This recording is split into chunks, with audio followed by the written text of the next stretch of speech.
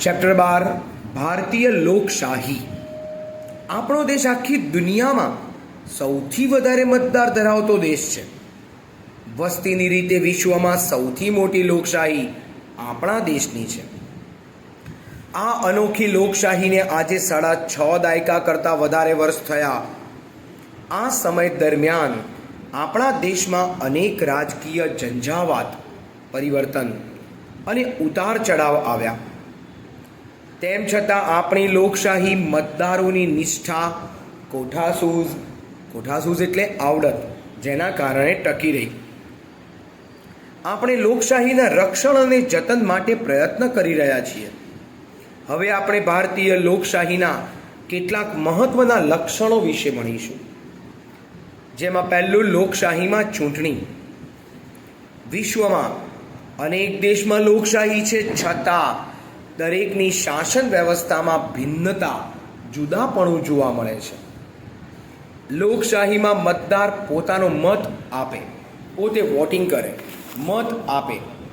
આમ મતદાર જ્યારે મત આપે છે ત્યારે એ મતદારને એક સત્તા મળે છે, પોતાના સારા નેતાને ચૂંટવાની. અને શાસન વ્યવસ્થામાં ભિન્નતા હોવા છતાં દરેક લોકશાહીમાં મતાધિકાર અને મતદાન સર્વમાન્ય બાબત છે. સર્વમાન્ય એનો મતલબ થાય બધાએ સ્વીકારેલી બાબત છે. મતદાર ચૂંટણી વખતે પોતાનો મત આપી લોકશાહી જીવંત રાખવામાં સહયોગી બને. આપણા દેશમાં સંસદીય વ્યવસ્થા છે. સંસદ લોકોનું પ્રતિનિધિત્વ કરતી સંસ્થા છે. પાર્લામેન્ટ લોકોનું પ્રતિનિધિત્વ કરતી સંસ્થા ગણાય. સંઘની સંસદમાં રાષ્ટ્રપ્રમુખ, ઉપરાષ્ટ્રપ્રમુખ, રાજ્યસભા, લોકસભા વગેરેનો સમાવેશ થાય. આપણે અગાઉના પ્રકરણમાં જોયું કે સંસદનું ઉપલું ગૃહ રાજ્યસભા, નીચલું ગૃહ લોકસભા છે. રાજ્યમાં વિધાનસભા પણ હોઈ શકે. આપણા રાજ્યમાં વિધાનસભા હોય, ક્યારેક વિધાન પરિષદ પણ હોઈ શકે. રાજ્યસભા, લોકસભા, વિધાનસભા, વિધાન પરિષદ એની રચનામાં કેન્દ્રમાં મતદાન છે. મેઇન તમે વોટિંગ કયું કરો છો, કેવી રીતે કરો છો, એ એનો મેઇન ભાગ છે કે તમારું વોટિંગ કેવી રીતે થાય છે. આપણા દેશમાં સ્થાનિક સ્વરાજની સંસ્થાઓમાં મતદાન દ્વારા ચૂંટણી થાય અને ચૂંટણી દ્વારા લોકશાહી ચરિતાર્થ થાય. લોકશાહીને આપણે પસંદ કરીએ, ચૂંટણી કરીએ, ચૂંટણી દ્વારા લોકશાહી. મતલબ કે આપણા દેશમાં ચૂંટાયેલો, આપણા દ્વારા નક્કી કરવામાં આવેલો વ્યક્તિ આપણા માટે શાસન ચલાવે, આપણા માટે એ શાસન ચલાવે, આપણા વતી શાસન ચલાવે. આપણે એને સિલેક્ટ કર્યો, આપણે ઇલેક્શનમાં એને જીતાડ્યો, એનાથી આપણે એને શાસનમાં લાવ્યા. હવે લોકશાહી અને મતદાર. લોકશાહીમાં મતદાર મહત્વ ધરાવે છે.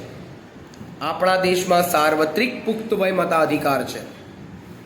18 વર્ષ કે તેથી મોટી ઉંમરના વ્યક્તિનું મતદાર યાદીમાં જો નામ નોંધાવેલ હોય તો એ મતદાન કરી શકે. 18 વર્ષ કે તેથી વધારે ઉંમરની વ્યક્તિ. અને બીજું, એણે મતદાર યાદીમાં પોતાનું રજિસ્ટ્રેશન કરાવેલું હોવું જોઈએ. જેણે નાદારી નોંધાવી ન હોય તેમજ માનસિક અસ્થિર જાહેર થયેલો ન હોય તેવો દરેક ભારતીય નાગરિક કોઈ પણ પ્રકારના ભેદભાવ વગર મતાધિકાર પ્રાપ્ત કરી શકે છે. શિક્ષણનું ઓછું પ્રમાણ, ગરીબી અને આવી અનેક બાબતો વચ્ચે પણ સાર્વત્રિક પુખ્ત વય મતાધિકાર દ્વારા બંધારણે મતદાર ઉપર વિશ્વાસ મૂક્યો છે. સાર્વત્રિક પુખ્ત વય મતાધિકારમાં ટીક કરો. સાર્વત્રિક એટલે બધે, પુખ્ત વય એટલે 18 વર્ષથી મોટી વયનો. વ્યક્તિ દીઠ એક મત એનો સિદ્ધાંત સ્વીકારવામાં આવ્યો. એક વ્યક્તિ એક મત આપે. લોભ, લાલચ કે ડર વગર મતદાન કરવાની દરેક નાગરિકની ફરજ છે. મતદાર જાગૃત અને પોતાની ફરજ માટે સભાન હોવો જોઈએ. મતદારને ખબર હોવી જોઈએ, પોતે જાગૃત હોવો જોઈએ, પોતાની કઈ ફરજો છે, મતદાન કરતી વખતે શું ધ્યાનમાં રાખવાનું, આ બધું એને ખબર હોવી જોઈએ. બંધારણમાં દરેક નાગરિકને જ્ઞાતિ, ધર્મ, જાતિ, શિક્ષણ એના ભેદભાવ વગર મતદાનનો અધિકાર આપ્યો. લોકશાહીમાં મતદાન એક મહત્વપૂર્ણ પ્રક્રિયા છે. આપણા દેશમાં સાર્વત્રિક બધે જ મતાધિકાર છે. મતદાન એ મતદારનો અધિકાર હોવા ઉપરાંત આપણી ફરજ પણ છે. દરેક મતદારે પોતાના અધિકારનો ઉપયોગ કરવો જ જોઈએ. દરેક મતદારે પોતાના અધિકાર, પોતાના હક, એનો વપરાશ કરવો જ જોઈએ.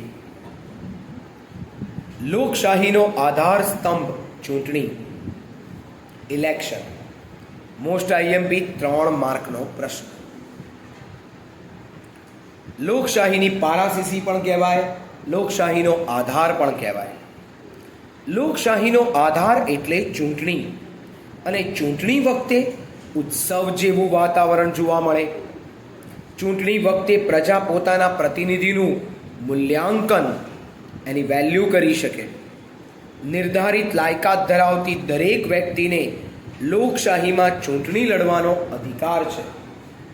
જે વ્યક્તિ લાયકાત ધરાવે છે, જે વ્યક્તિની ઉંમર અથવા તો એની લાયકાતમાં ભારતીય હોય, આ બધું જ ધરાવતો હોય તો ઇલેક્શનમાં ઊભો રહી શકે છે.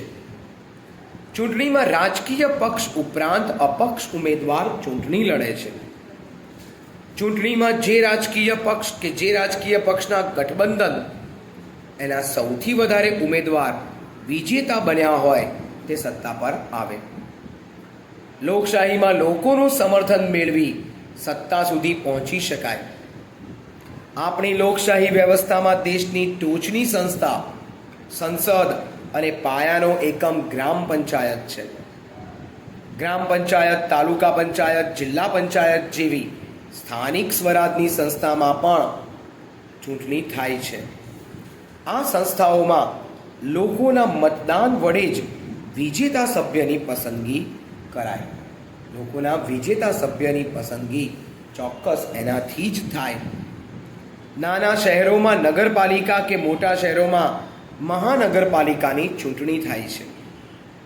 ચૂંટણી હંમેશા લોકશાહીને જીવંત અને ધબકતી રાખે છે. ચૂંટણી લોકશાહીને જીવંત અને ધબકતી રાખે છે.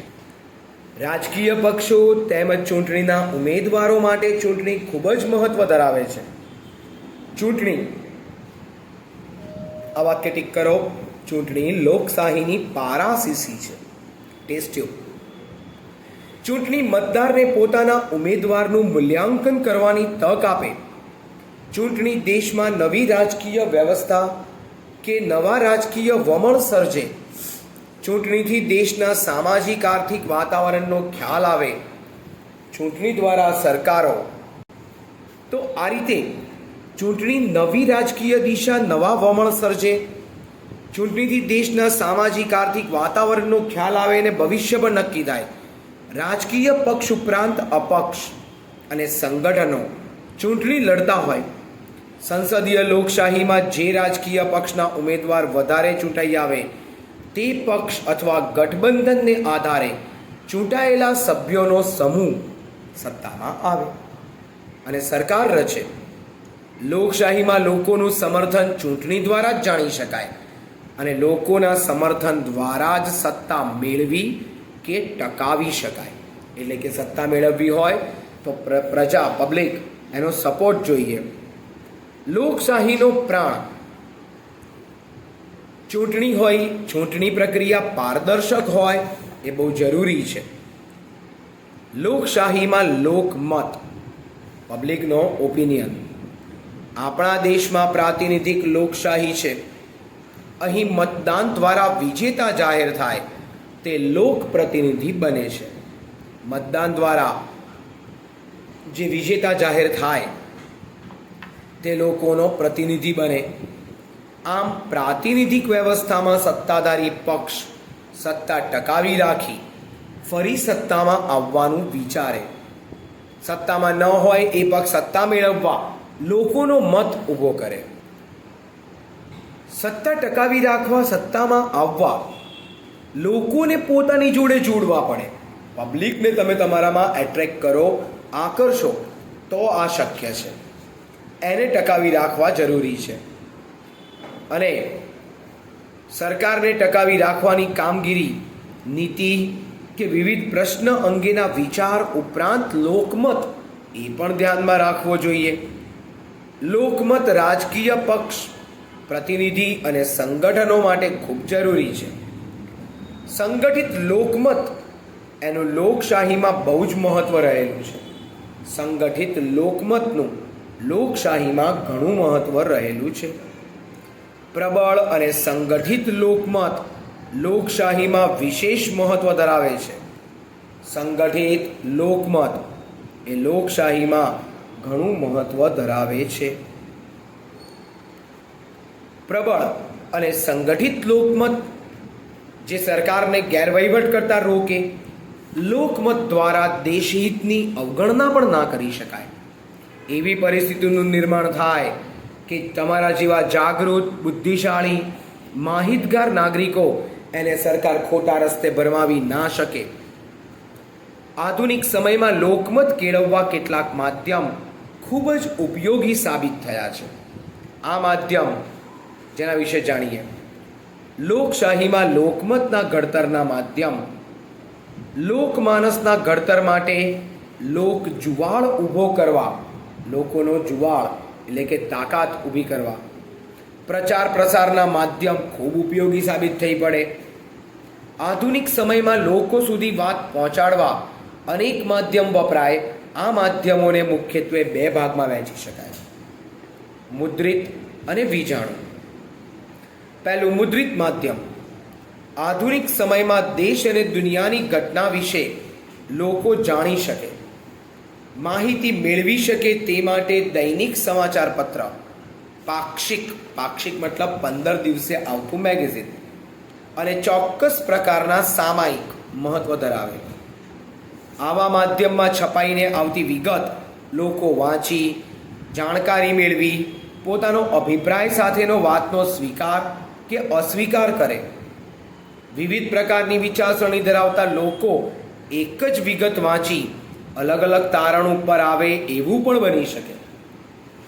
છપાયેલી એક જ પ્રકારની વિગતને પોતપોતાના વ્યક્તિગત એટલે કે પર્સનલ અભિપ્રાય આપે. આ અભિપ્રાયની વિગત એની સાચી, તટસ્થ, કોઈ પણ પૂર્વગ્રહ વગરની હોય, કોઈ પણ ઝઘડા વગરની હોય તે જરૂરી છે. જો આ વિગતમાં પૂર્વગ્રહ હોય તો ખોટો લોકમત ઊભો થવાની શક્યતા છે. એમાં કોઈના માટે પૂર્વગ્રહ હોય તો ખોટો લોકમત ઊભો થઈ જાય, ખોટો લોકમત ઊભો થવાની શક્યતા રહેલી છે. તેની સાથે ખોટો લોકમત ઊભો કરવા સરકાર પોતાની સિદ્ધિ જ બતાવે, પોતાની ભૂલ કે નિષ્ફળતા કે ખામી છુપાવે. સરકાર આપણને જણાવે જ નહીં કે એ લોકોએ ખરેખર શું ખોટું કર્યું હતું અને આપણને ઊંધા રસ્તે લઈ જાય અને ત્યારે આપણે ભરાઈ જઈએ. તેમજ પોતાની ભૂલો, નિષ્ફળતા અને ખામી છુપાવે એવું બની શકે તે માટે અખબારી સ્વાતંત્ર્ય હોવું અત્યંત જરૂરી છે. આપણો દેશ ભાષા, સંસ્કૃતિ, પ્રાદેશિક વિશેષતા ધરાવતો હોય, દેશની વિવિધતા વચ્ચે પ્રાદેશિક ભાષાના સ્થાનિક અખબારો આકર્ષણનું કેન્દ્ર બન્યા છે. આ જ કારણે તેઓ લોકમતના ઘડતરમાં મહત્વની ભૂમિકા ભજવી શકે છે, મહત્વની ભૂમિકા નિભાવી શકે છે. તેની સાથે મહત્વની ભૂમિકા ભજવી શકે જ્યાં સાક્ષરતાનું પ્રમાણ ઓછું હોય તેવા દેશ કે પ્રદેશમાં મુદ્રિત માધ્યમો લોકમત કેળવવા અસરકારક સાબિત થતા નથી. આમ છતાં મુદ્રિત સાહિત્યના પ્રભાવને કારણે આજે વિવિધ સંગઠન, ઔદ્યોગિક જૂથ કે રાજકીય પક્ષ જે દૈનિક પત્ર કે મુખપત્ર અથવા તો એનું પ્રકાશન થાય છે, ન્યૂઝપેપરો આવે છે, છાપામાં આપણે વાંચીએ છીએ રોજ કે કેટલા કેસ કોરોનાના આવ્યા અથવા તો અલગ અલગ પ્રકારની વાતો જાણીએ છીએ. આ બધી વસ્તુ આપણને આ જ માહિતી દ્વારા પ્રાપ્ત થાય છે અને જો એ માહિતી દ્વારા આપણે યોગ્ય માહિતી પ્રાપ્ત કરીએ તો આપણે દેશમાં પ્રગતિના માર્ગે આગળ વધી શકીએ. હવે આવે છે બીજું માધ્યમ, વીજાણુ માધ્યમ. Hello friends, I am Bhumir sir.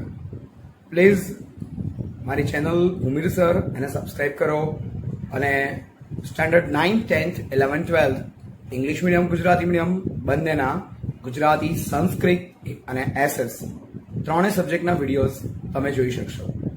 Okay, આ ચેનલ પબ્લિકલી છે, જેમાં કોઈ બીજા કન્ટેન્ટ્સ નથી, ઓનલી એજ્યુકેશન રિલેટેડ છે. સો પ્લીઝ દરેક જણ આ ચેનલને સબસ્ક્રાઈબ કરતા રહો અને નવા નવા વિડીયોઝ તમે જોઈ શકશો. તમારા બાળકોને અથવા તો ફ્રેન્ડ સર્કલમાં કોઈ પણ હોય એને પણ તમે આ વિડીયોઝ બતાવી શકશો. Okay, so thank you for this cooperation. Okay, bye. વીજાણુ માધ્યમ ચેપ્ટર 12 અધૂરેથી. વીજાણુ માધ્યમ લોકમત એના ઘડતરમાં રેડિયો, ટેલિવિઝન, સિનેમા જેવા દ્રશ્ય શ્રાવ્યનો મતલબ થાય જોઈ સાંભળી શકાય તેવા, જેને જોઈ પણ શકાય, સાંભળી પણ શકાય. આ માધ્યમોનું સ્થાન મહત્વનું છે. જ્યારે નિરક્ષરતાનું પ્રમાણ વધારે હોય ત્યાં વીજાણુ માધ્યમ વધારે અસરકારક. અભણ આપણા દેશમાં હજી પણ 35% લોકો જેને લખતા વાંચતા અક્ષર જ્ઞાન કશું જ નથી. તો એવા 35% લોકો માટે વીજાણુ માધ્યમ, ટીવી, રેડિયો આ બધી વસ્તુ કામની. તેમના માટે વર્તમાનપત્ર, સામાયિક કરતાં રેડિયો અને ટેલિવિઝન વધારે મહત્વના. દેશ વિદેશની ઘટનાઓ આજે રેડિયો કે ટેલિવિઝન દ્વારા તે જ સમયે જીવંત પ્રસારણ, લાઈવ ટેલિકાસ્ટ આપણે જોઈ શકીએ છીએ. જીવંત પ્રસારણ આપણા સુધી સરળતાથી પહોંચે છે. ધારાવાહિક, નાટક, ફિલ્મો જેના દ્વારા મનોરંજનની સાથે અસ્પૃશ્યતા, દહેજ પ્રથા, શોષણ, ગરીબી જેવી સામાજિક અને આર્થિક ઉપરાંત અનેક સમસ્યાની રજૂઆત અસરકારક રીતે થઈ શકે એનો લોકમત કેળવી શકાય છે. આધુનિક સમયમાં ટેલિવિઝન ઉપરાંત ઇન્ટરનેટના આગમન અને તેના ફેલાવાથી લોકો ઘરે બેઠા સમાચાર, ધારાવાહિક, નાટક અને ફિલ્મોનો આનંદ માણે છે. એ લોકો એન્ટરટેઇન કરી શકે છે, એન્જોય કરી શકે છે. આ માધ્યમ દ્વારા રજૂ થતી વિકૃત, ખરાબ, મારામારીવાળી, બીભત્સ, એકદમ ગંદી અને હિંસા, મતલબ કે મારામારી, ફાઇટિંગ જે વધારે પડતી બતાવાય એની માણસ ઉપર ખરાબ અસર થઈ શકે. આવા મહત્વના માધ્યમમાં અયોગ્ય પ્રસારણ ન થાય તે માટે તેના ઉપર વ્યાજબી નિયંત્રણ મુકાવવું જ જોઈએ. વીજાણુ માધ્યમમાં પ્રસારિત થતા બીભત્સ અને હિંસાના કાર્યક્રમો સામે રાજકીય પક્ષો, સ્વૈચ્છિક સંગઠનો યથાયોગ્ય સમયે આંદોલન કરે તે લોકશાહી માટે આવકાર્ય છે. આજકાલ ટેકનોલોજી એટલી ઝડપથી વધી રહી છે કે ઇન્ટરનેટ અને સેલફોન એના દ્વારા લોકો એકબીજાના સંપર્કમાં રહી પોતાની વાત કે વિચાર ફેલાવવાનું કામ કરે છે.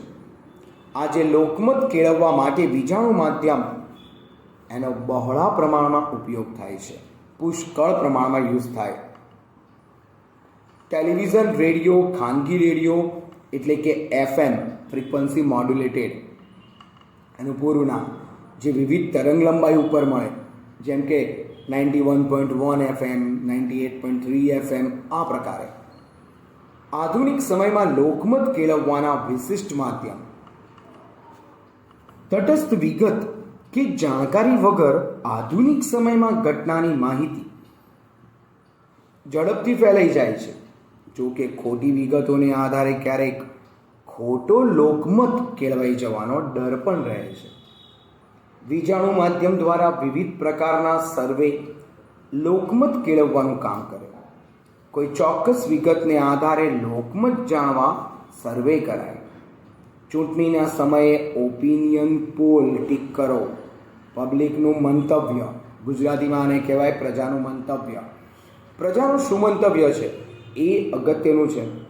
ઓપિનિયન પોલ દ્વારા લોકમત કઈ દિશામાં ઢળી રહ્યો છે તેનો અંદાજ આવે છે. ઓપિનિયન પોલ દરેક વખતે સાચા અને વિશ્વસનીય હોતા નથી, પણ હા, અત્યાર સુધી જેટલા અંદાજ આપ્યા છે લગભગ સાચું ઠર્યું છે. આજના સમયમાં વીજાણુ માધ્યમ ખૂબ મહત્વનું સ્થાન ધરાવે છે. લોકશાહીમાં લોકો અને સરકારે ધીરજ રાખવી જરૂરી થઈ પડે છે. લોકોની વાત, વિચાર કે વિગત સરકાર સુધી પહોંચે અને સરકારની વિવિધ યોજનાની વિગત તથા સિદ્ધિઓ લોકો સુધી પહોંચાડવામાં આ માધ્યમ ઉપયોગી છે. તેમજ અંતરિયાળ પ્રદેશો સુધી પોતાનું કાર્યક્ષેત્ર તે ધરાવે છે. માત્ર શ્રાવ્ય માધ્યમ, સાંભળી શકાય તેવું માધ્યમ હોવાથી રેડિયો અસરકારક બની શક્યો નથી. રેડિયોની સરખામણીમાં ટેલિવિઝન, જેના ઉપર પ્રસારિત કાર્યક્રમો ખર્ચાળ હોવા છતાં વીજાણુ માધ્યમ તરીકે લોકભોગ્ય બન્યા છે. લોકભોગ્ય, લોકોના ઉપયોગમાં આવે તેવા. લોકશાહીમાં લોકો પ્રથમ રાષ્ટ્રહિતને મહત્વ આપીને પોતાનો લોકમત રજૂ કરે એવી અપેક્ષા રખાય છે. હવે નવો પ્રશ્ન છે લોકશાહીના પ્રકાર. ઓબ્જેક્ટિવ તરીકે આવે અથવા લોકશાહીના પ્રકાર 2 માર્કના પ્રશ્નમાં પૂછાય, સંસદીય અને પ્રમુખીય. વિશ્વના અનેક દેશોમાં લોકશાહી પ્રથા છે. લોકશાહી શાસન વ્યવસ્થામાં પણ ભિન્નતા જોવા મળે. આપણા દેશમાં સંસદીય લોકશાહી શાસન વ્યવસ્થા છે. અમેરિકા જેવા દેશમાં પ્રમુખીય લોકશાહી શાસન વ્યવસ્થા છે. સંસદીય લોકશાહી અને પ્રમુખીય લોકશાહી આ 2 પ્રકાર છે. પહેલું સંસદીય, પાર્લામેન્ટ. આપણા દેશે સંસદીય લોકશાહીનો સ્વીકાર કર્યો, જેમાં લોકસભામાં જે પક્ષની બહુમતી મળી હોય તેના નેતાને રાષ્ટ્રપ્રમુખ એટલે કે રાષ્ટ્રપ્રમુખ વડાપ્રધાન તરીકે નિમે. મતલબ ભાજપ જીત્યું તો ભાજપના વડાને, કોંગ્રેસ જીત્યું તો કોંગ્રેસના વડાને, જે પક્ષ જીત્યો એના વડાને વડાપ્રધાન બનાવ્યો. વડાપ્રધાન સરકારની રચના કરે. આ સંસદીય સરકાર લોકસભાને જવાબદાર છે. જ્યાં સુધી સરકાર લોકસભાના બહુમતી સભ્યનો વિશ્વાસ ધરાવતી હોય ત્યાં સુધી તે સત્તા પર રહી શકે. પ્રમુખીય લોકશાહી. પ્રમુખીય શાસન વ્યવસ્થા લોકશાહીનો બીજો મહત્વનો પ્રકાર છે. પ્રમુખીય લોકશાહીમાં સામાન્ય રીતે પ્રમુખ સીધા લોકો દ્વારા ચૂંટાય. પ્રમુખ બંધારણમાં નિશ્ચિત કરેલી મુદત સુધી સત્તા પર રહી શકે. અમેરિકા અને દુનિયાના બીજા દેશોમાં આવી પ્રમુખીય લોકશાહી શાસન વ્યવસ્થા છે. અમેરિકામાં છે, બીજા ઘણા બધા દેશોમાં લોકશાહી છે, ત્યાં આવા પ્રેસિડેન્ટ ચૂંટાય. આપણામાં પ્રેસિડેન્ટ ચૂંટાતા નથી, આપણે વડાપ્રધાન ચૂંટીએ છીએ. તો આ મુદ્દો 2 માર્કમાં પૂછાય. નવો મુદ્દો લોકશાહીમાં ચૂંટણી, એનું મહત્વ, 4 માર્ક. ચૂંટણી તંત્ર. આપણો દેશ વિશ્વમાં સૌથી વધારે મતદાર ધરાવે છે. આમ તો સૌથી વધારે વસ્તી ચીનની, પણ ચીનમાં ઇલેક્શન નથી, સિલેક્શન છે. એટલે ચીનમાં ચૂંટણી થતી નથી. આ ચૂંટણી પ્રક્રિયાનું સંચાલન, નિયમન, નિરીક્ષણ ત્રણેય વસ્તુ કરવાનું કાર્ય કોણ કરે છે? ચૂંટણી પંચ. દેશની લોકશાહીને તે જીવંત રાખે છે. દેશની લોકશાહી એમના દ્વારા જીવંત રહે છે, સજાગ રહે છે અને દેશની લોકશાહીને તે જીવંત રાખે છે. તે માટે ચૂંટણી પંચ સ્વતંત્ર, નિષ્પક્ષ, સ્વાયત્ત હોવું જરૂરી છે. ચૂંટણી પંચ એકદમ સ્વતંત્ર, નિષ્પક્ષ, સ્વાયત્ત હોય એ જરૂરી છે. ચૂંટણી પંચની સ્વાયત્તતા જળવાઈ રહે તે માટે આ ચૂંટણી કમિશનરોની નિમણૂક, નોકરીની શરતો અને હોદ્દા પરથી છૂટા કરવા કે દૂર કરવા માટે બંધારણમાં એક ચોક્કસ જોગવાઈ કરી છે. સંસદ, રાજ્યની વિધાનસભા, વિધાન પરિષદ ઉપરાંત રાષ્ટ્રપ્રમુખ અને ઉપરાષ્ટ્રપ્રમુખની ચૂંટણી કરવા માટે એની જવાબદારી અને સત્તા ચૂંટણી પંચને આપવામાં આવી છે. આપણા દેશની ચૂંટણી ગુપ્ત મતદાન પદ્ધતિથી થાય છે. વિધાનસભા કે સંસદની મુદત 5 વર્ષની મુદત પૂર્ણ થાય ત્યારે તેનું વિસર્જન કરી નવેસરથી ચૂંટણી કરવામાં આવે છે. કોઈના અવસાન કે રાજીનામાથી ખાલી પડેલી બેઠક ભરવા માટે યોજાતી ચૂંટણીને પેટા ચૂંટણી કરજો પણ કહે છે. ચૂંટણીની તારીખ, એની જાહેરાત, એના ઉમેદવારી પત્ર, એના ફોર્મ ભરવાની અને ભર્યા પછી ચકાસવાની, ઉમેદવારી પત્ર પાછું ખેંચવાની, કારણ કે એ ઉમેદવારને અમુક રકમ ડિપોઝિટ તરીકે ભરવી પડે અને અમુક ટકા મત ના મળે તો એ ડિપોઝિટ જાય પાછી, એમની સરકાર જપ્ત કરી લે. ઉમેદવારની અંતિમ તારીખની યાદીની જાહેરાત, ચૂંટણી પ્રતીકની ફાળવણી, એના માટે નક્કી કરવા જેવી બાબતો ચૂંટણી પંચના કાર્યક્ષેત્રમાં આવે. ચૂંટણીની તારીખ જાહેર થાય તે સમયથી જ આચારસંહિતા લાગુ પડે. આચારસંહિતાનો મતલબ કે અમુક હદ કરતાં કે અમુક નિયમોની બહાર જઈ અને તમે પ્રચાર ના કરી શકો, એવા અમુક નિયમ લાગુ પડે આમાં. ઓકે, સરકાર આચારસંહિતાના નિયમ દરમિયાન લોકમતને પ્રભાવિત થાય તેવા કોઈ પણ નીતિ વિષયક નિર્ણય કે લાભકારી જાહેરાત કરી શકતી નથી. ચૂંટણી પહેલાં ઉમેદવાર પોતાના રાજકીય પક્ષ પોતાનો ચૂંટણી ઢંઢેરો બહાર પાડે. ચૂંટણી ઢંઢેરામાં તે આર્થિક, સંરક્ષણ, વિદેશ નીતિ, સરકારની કરવા નક્કી કરેલી કે ધારેલી કામગીરી, એની અલગ અલગ યોજનાઓ, એના વિશે આપણને માહિતી આપે કે સરકાર શું કરશે, આ ઇલેક્શનમાં સરકાર આવશે તો કયા નવા કામ કરશે. અને આ વિવિધ સમસ્યા અને તેના નિરાકરણ સંદર્ભે પોતાનું, એના અલગ અલગ સમસ્યા, પ્રોબ્લેમ્સ, એના નિરાકરણ માટે પણ એ પોતાનું મંતવ્ય કે વલણ સ્પષ્ટ કરે છે. આપણા લોકશાહી એમાં ઇલેક્શન થાય તો પણ કોઈ વ્યક્તિ એને ઇલેક્શનમાં કશું જ ફરજિયાત નથી હોતું. લોકશાહી આપણી ગુપ્ત મતદાન પદ્ધતિથી થાય છે. તો કારણ તરીકે 2 માર્કમાં અથવા 4 માર્કની ટૂંકનોટમાં પૂછાય, ભારતમાં મતદાનની પદ્ધતિ ગુપ્ત મતદાન. આપણા દેશમાં સંપૂર્ણ ગુપ્ત અને સ્વતંત્ર રીતે મતદાન દ્વારા ચૂંટણી યોજાય છે. ભારતની સંસદ એની ચૂંટણીને વિશ્વની સૌથી મોટી મતદાન પ્રક્રિયા માનવામાં આવે. ચૂંટણી વખતે વિવિધ પક્ષ, સંગઠન, અપક્ષ ઉમેદવાર ચૂંટણી લડી શકે છે અને સૌ પોતાના વિચારો, કરેલા કાર્યો, ભાવિ આયોજન એ મતદારની સામે રજૂ કરે છે. મતદારો કોઈ પણ પ્રકારના લોભ, લાલચ, ડર એના વગર મતદાન કરે એ અપેક્ષિત છે. એના વગર મતદાન કરી શકે તે અપેક્ષિત છે. ચૂંટણી પ્રક્રિયા દરમિયાન ગુપ્ત મતદાન એને મહત્વ અપાયું છે. મતદારને પોતાનો મત ગુપ્ત રાખવાનો અધિકાર મળ્યો છે. મતદારે કોને મત આપ્યો એવું પણ પૂછી શકાતું નથી. એવું પણ આપણને કોઈ પૂછે નહીં કે તમે કોને મત આપો છો, કારણ કે એ આપણી સ્વતંત્રતા દર્શાવે છે. એમાં આપણે સ્વતંત્ર છીએ અને કોઈને કહેવાનું પણ ના હોય.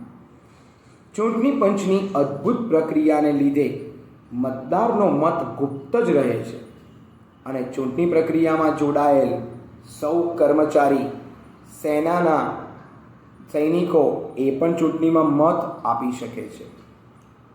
સેનાના અધિકારીઓ, આર્મીમેન. આવી વ્યવસ્થા ચૂંટણી પંચ દ્વારા થાય છે. મતદાન કરવા માટે મુખ્યત્વે 2 પ્રક્રિયા ઉપયોગમાં લેવાય: મતપત્રક દ્વારા મતદાન અને બીજું વિજાણુ મશીન EVM,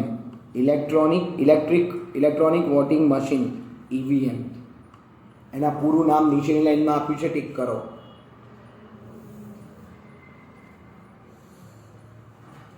EVM મતદાર પત્ર દ્વારા થયેલા મતદાનની ગણતરી કરવામાં સમય જાય. આધુનિક સમયમાં મોટાભાગની ચૂંટણી એ વિજાણુ મશીનથી જ થાય છે. આ machine EVM electronic voting machine કહેવાય. તેનાથી માનવ કલાક અને માનવ શ્રમ એનો બચાવ થાય, ટાઈમ બચે. કાગળનો બચાવ થતો હોવાથી પર્યાવરણનું નુકસાન પણ અટકે. ઉમેદવારો પૈકી એક પણ ઉમેદવારને મત ન આપવા માંગે તો મતદાર નન ઓફ ધ અબોવ નોટા એનો ઉપયોગ કરી શકે. બરાબર, નન ઓફ ધ અબોવ, ઉપરમાંથી એક પણ નહીં. હવે લોકશાહી અને રાજકીય પક્ષ. આઈએમપી 3 માર્કનો પ્રશ્ન, લોકશાહી અને રાજકીય પક્ષ. બીજું આ એમસીક્યુ, ઓબ્જેક્ટિવ, જોડકા, એમાં પણ પૂછાય આમાંથી ઘણું બધું. આપણા દેશમાં બહુપક્ષીય લોકશાહી હોવાથી અનેક નાના મોટા રાજકીય પક્ષ છે. પક્ષને માન્યતા આપવા માટે ચૂંટણી પંચે અગાઉથી જ એક ચોક્કસ નિયમો નક્કી કરેલા છે. રાષ્ટ્રીય કે પ્રાદેશિક પક્ષ તરીકે ચૂંટણી પંચ ચોક્કસ નીતિ અને નક્કી કરેલા ધોરણોને આધારે માન્યતા પામે છે. જે રાજકીય પક્ષ ઓછામાં ઓછા 4 રાજ્યમાંથી ચૂંટણી લડે, આ 4 રાજ્યમાં યોજાયેલ છેલ્લી ચૂંટણીમાં કુલ મતદાનના 4% મત મેળવે, એવા રાજકીય પક્ષને રાષ્ટ્રીય પક્ષ કે અન્ય પક્ષ કે પ્રાદેશિક પક્ષ તરીકે ઓળખાય. ચૂંટણી પંચ દ્વારા મેળવેલા માહિતીને આધારે 10 માર્ચ 2014 સુધીમાં આપણા દેશમાં 1593 રાજકીય પક્ષ. ઓહો, આટલા બધા પક્ષ હતા? હા. છેલ્લા વર્ષે 239 પક્ષ એનો વધારો થયો.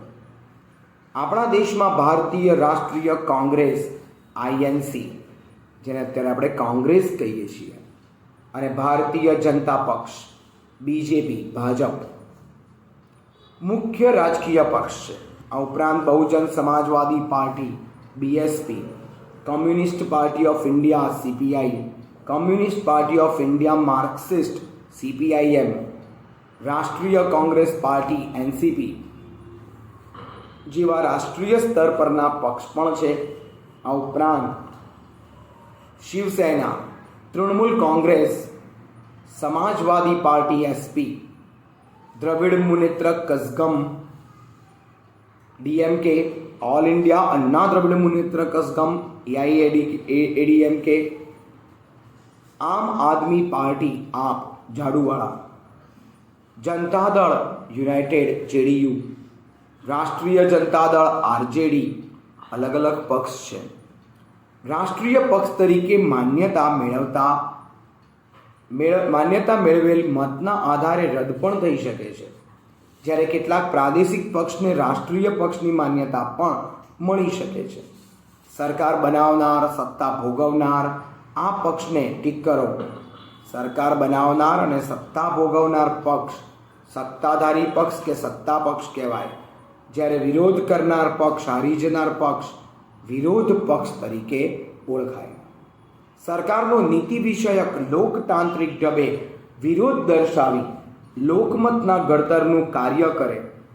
જરૂર પડે તેવા સામાજિક અને જાહેર હિત ધરાવતા પ્રશ્નોમાં સરકારને સહકાર આપે, તે તંદુરસ્ત લોકશાહીમાં અપેક્ષિત છે. સરકાર પક્ષ અને વિરોધ પક્ષના સમતોલ સંબંધ ઉપર લોકશાહીની સફળતાનો આધાર રહેલો છે. Hello friends, I am Bhumir sir. Please મારી ચેનલ ભૂમિર સર એને સબસ્ક્રાઈબ કરો અને standard 9, 10th, 11th, 12th English medium, Gujarati medium બંનેના ગુજરાતી, સંસ્કૃત અને એસએસ 3 સબ્જેક્ટના વિડીયોઝ તમે જોઈ શકશો. ઓકે, આ ચેનલ પબ્લિકલી છે, જેમાં કોઈ બીજા કન્ટેન્ટ્સ નથી, ઓનલી એજ્યુકેશન રિલેટેડ છે. સો પ્લીઝ દરેક જણ આ ચેનલને સબસ્ક્રાઈબ કરતા રહો અને નવા નવા વિડીયોઝ તમે જોઈ શકશો. તમારા બાળકોને અથવા તો ફ્રેન્ડ સર્કલમાં કોઈ પણ હોય એને પણ તમે આ વિડીયોઝ બતાવી શકશો. Okay, so thank you for this cooperation. Okay, bye. અને સબળ વિરોધ પક્ષ એ જીવંત લોકશાહી માટે અનિવાર્ય શરત છે. લોકશાહી એક રથ છે, સત્તા પક્ષ અને વિરોધ પક્ષ ટીક કરો તેના બે પૈડા છે. તો આમ પોલિટિકલ પાર્ટીઝ એ આપણા માટે કેટલું મહત્ત્વ ધરાવે છે એ આ ચેપ્ટર ઉપરથી આપણને સમજ પડી. તો આ હતો આપણા 9મા ધોરણના નાગરિકનો છેલ્લો પાઠ અહીંયા પૂરો થાય છે. હવે આગળના બીજા વિડીયો માટે જોતા રહો.